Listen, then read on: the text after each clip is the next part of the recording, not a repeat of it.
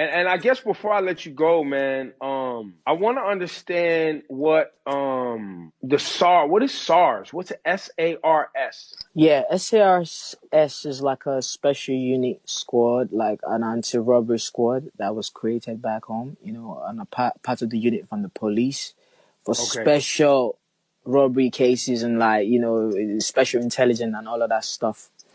And that's what they're supposed to do. But, bro, since this stuff has been created, they've killed more people, you know. Mm.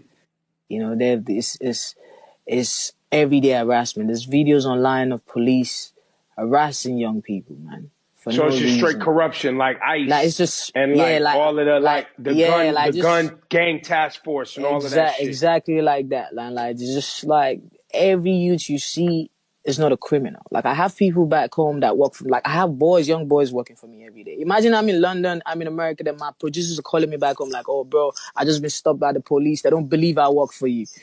Like, if not, they would have been arrested, harassed like every other person. Like, so like just me seeing all of that stuff it's just disheartening. Like in 2020, that shouldn't be our conversation. Right, We want the right. police to protect us.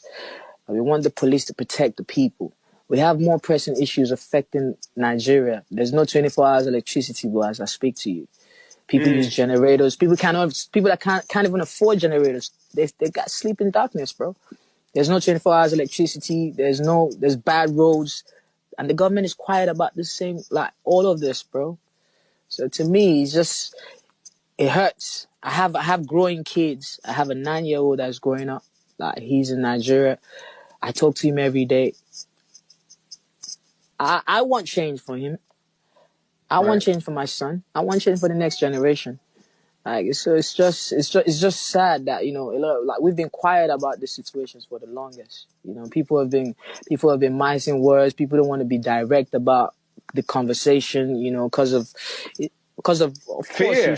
You fear, man. They fear. put fear. Yeah. They put fear. Political bullies, man. The president's Facts. man. The police are bullying people. 1,000%, bro. They bully Yeah, people all every day. day. Like they do that, but it's just too much now that I can't even keep quiet about the whole situation.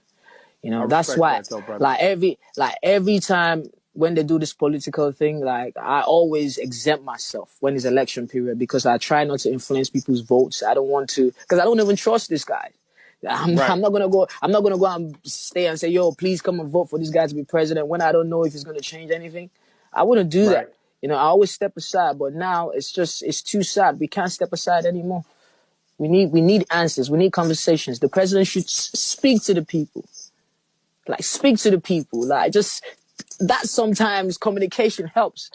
Like people are sad. People are hungry, man. People are dealing with But more yeah, pressing and issues. you see what we're going through over here in the United States. It's So the it's not same just way, bro. Nigeria. It's It's same not, way, and you know bro. what it is. Can I tell you what it is? A Just tell lot me, of my it brother. is they use these tools that whether it's police, whether it's their political office, whether it's government, to push an agenda that's their own self-interest, Of course, and 100%. to try to shape social behaviors based on what they want society to be, based on their beliefs, not based on what the Facts. people want or what makes people happy.